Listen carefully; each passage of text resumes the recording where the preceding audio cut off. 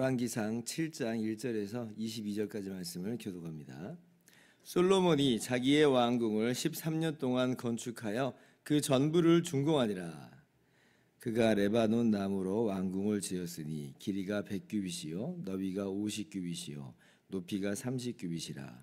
백향목 기둥이 4줄이요 기둥 위에 백향목 들보가 있으며 기둥 위에 있는 들보 45개를 백향목으로 덮었는데 들보는 한 줄에 15이요 또 창틀이 3줄로 있는데 창과 창이 3층으로 서로 마주 대하였고 모든 문과 문설주를 다 큰 나무로 네모지게 만들었는데 창과 창이 3층으로 서로 마주 대하였으며 또 기둥을 세워 주랑을 지었으니 길이가 50규빗이요 너비가 30규빗이며 또 기둥 앞에 한 주랑이 있고 또 그 앞에 기둥과 섬돌이 있으며 또 심판하기 위하여 보좌의 주랑 곧 재판하는 주랑을 짓고 온 마루를 백향목으로 덮었고 솔로몬이 거처할 왕궁은 그 주랑 뒤 다른 뜰에 있으니 그 양식이 동일하며 솔로몬이 또 그가 장가든 바로의 딸을 위하여 집을 지었는데 이 주랑과 같더라.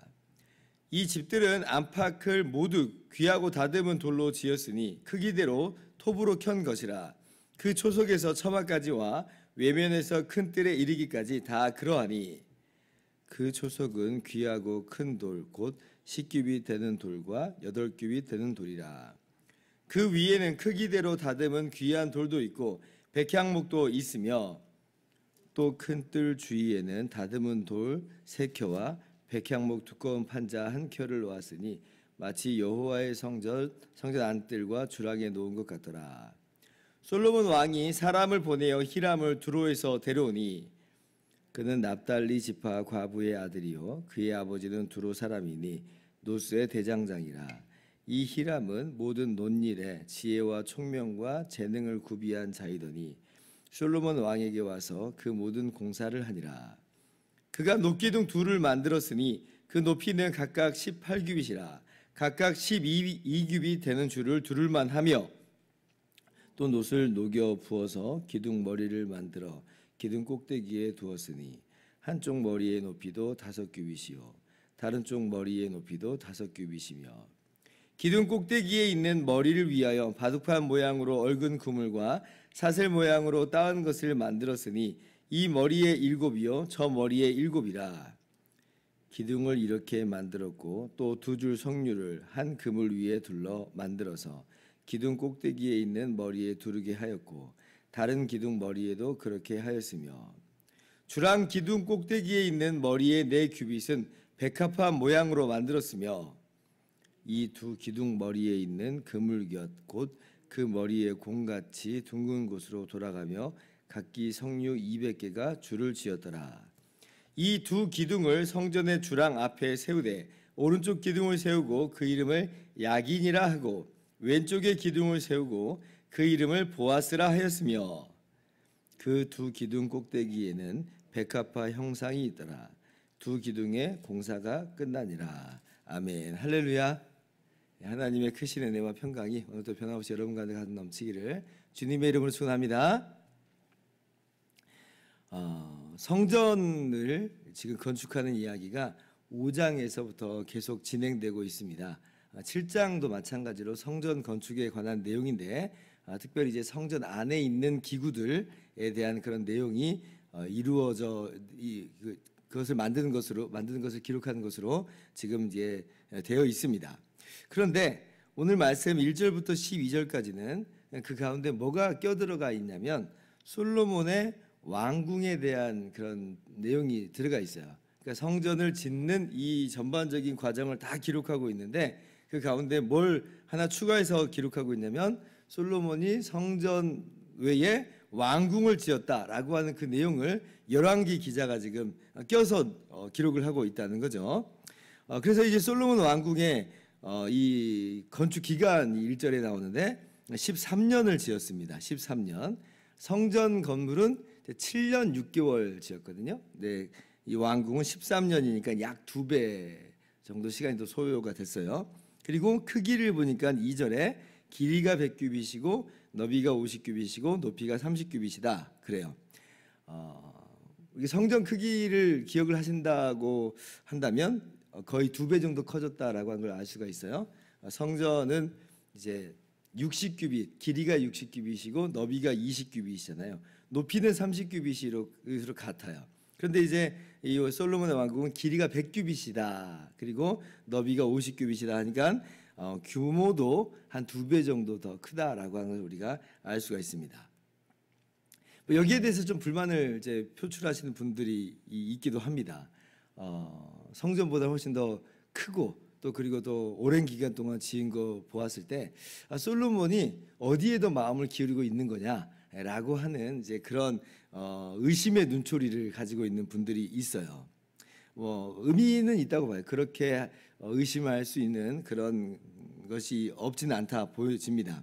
그런데 이제 한편으로는 성전을 이제 그렇게 크게 지을 필요는 없기 때문에 사실 왕궁이 성전보다 더 크게 지어졌다고 해서 그게 그 자체로 꼭 이상한 것만은 아니라고 하는 것도 우리가 이해는 할 수가 있어야 돼요. 왜냐하면 성전은 아무나 들어가는 곳이 아니라고 그랬잖아요. 제사장만 들어가는 곳이고 지성소는 게다가 대제사장만 들어가는 것이니까 사람이 많이 드나들 그런 그 건물의 용도가 아닙니다.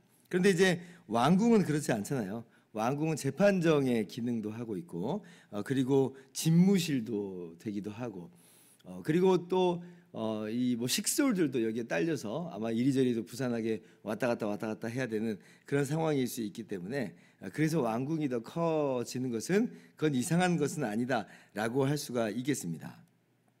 그런데 정말 더 이제 우리가 갸우뚱하게 되는 건 뭐냐면 이 왕궁을 짓는 이 기간과 규모보다는 왜 지금 열왕기 기자가 이걸 여기다 써놨느냐, 이게 더 의아한 거예요. 왜 써놓았느냐. 쉽게 생각해 보면 아니 지금 성전 지은 다음에 바로 왕궁을 짓기 시작했으니까 그냥 그렇게 써놓았겠지라고 쉽게 넘어갈 수 있죠. 어떻게 보면 또 이스라엘은 신정 국가니까 재정일치 국가니까 성전과 그리고 왕궁이 함께 기록되어 있는 게 어색하지 않아 이렇게 이제 넘어갈 수 있긴 있어요. 그런데 그럼에도 불구하고 뭔가 찜찜한 것이 있는 거죠. 아까 이제 이 성전보다도 훨씬 크고 그 기간도 많은 것에 대해서 의심의 눈초리를 가지고 있는 그런 분들이 있다고 했잖아요. 근데 왜 이제 그런 의심을 거두질 않냐면 아니 왜 지금 이게 왕궁을 짓는 이 이야기가 성전에 껴들어 있느냐라고 하는 거예요. 계속해서 이제 그분들도 얘기하는 거죠. 왜 이게 껴들어 왔느냐. 아마도 솔로몬의 마음이 지금 나누어져 있다라고 하는 것을 지금 보여주는 것이 아니겠느냐라고 하는 거예요. 그러니까 마치 복선과도 같이 이것이 나중에 어떤 결과를 빚게 되는가라고 하는 것을 지금 이제 열왕기서에서 우리에게 계속 암시하고 있다. 이 열왕기상 3장에 보면 솔로몬이 그 지혜를 구하는 장면이 있잖아요. 우리가 너무나 정말 본받을 만한 귀하고 아름다운 모습인데 그런데 솔로몬 제가 이제 그때 설교할 때도 말씀드린 것처럼 3장 1절에 어떤 내용으로부터 시작되냐면 솔로몬이 이 애굽왕 바로의 딸하고 결혼했다는 그 이야기부터 시작을 해요. 그래서 이 열왕기상 3장 말씀이 왜 그게 기록이 돼 있는가라고 할 때에 제가 그때도 말씀드린 것처럼 나중에 이방 여인들이 솔로몬의 마음을 바꿔버려 가지고 그래서 우상을 숭배하는 데 있어서 솔로몬이 이제 앞잡이 역할을 하는 신전을 세워주기까지 하니까 이제 그런 이제 죄악의 이 단초가 됐다는 것을 제가 그때 말씀드렸어요. 마치 그것도 복선과도 같은 거죠. 왜 그게 거기 기록되어 있느냐. 물론 그때 결혼했으니까 기록되어 있겠지 쉽게 넘어갈 수 있는 부분이기도 하지만 그러나 이 솔로몬의 이 앞날에 대한 일종의 복선으로서 계속 넣어놓고 있는 거죠. 솔로몬이 이것 때문에 넘어졌었지라고 하는 오늘 말씀도 이 왕궁을 이렇게 지은 것으로 말미암아 백성들이 많이 힘들잖아요. 대규모 토목공사라는 게 이게 만만한 일이 아니에요. 자기 집안일도 해야지 또 나라에서 불러가니까 또 불려가가지고 또 나란 일도 해야지 이게 만만치 않아요. 나중에 그래서 솔로몬의 아들 르호보암 때 와가지고 우리의 이 무거운 짐을 좀 낮춰달라고 백성들이 이야기를 하잖아요. 그러니까 근데 이제 그때 르호보암이 거절을 하는 바람에 나라가 두 조각으로 나눠지는 그런 일이 있게 됐습니다. 마치 그런 것과도 같이 오늘 말씀이 솔로몬의 이 나누어진 마음 아주 온전하지는 못한 그 마음을 복성과도 같이 보여주고 있는 것이다 라고 할 수가 있습니다. 의미가 있다고 봐요. 그래서 우리가 이 솔로몬의 인생을 마냥 장밋빛만으로 볼 것은 아니고요.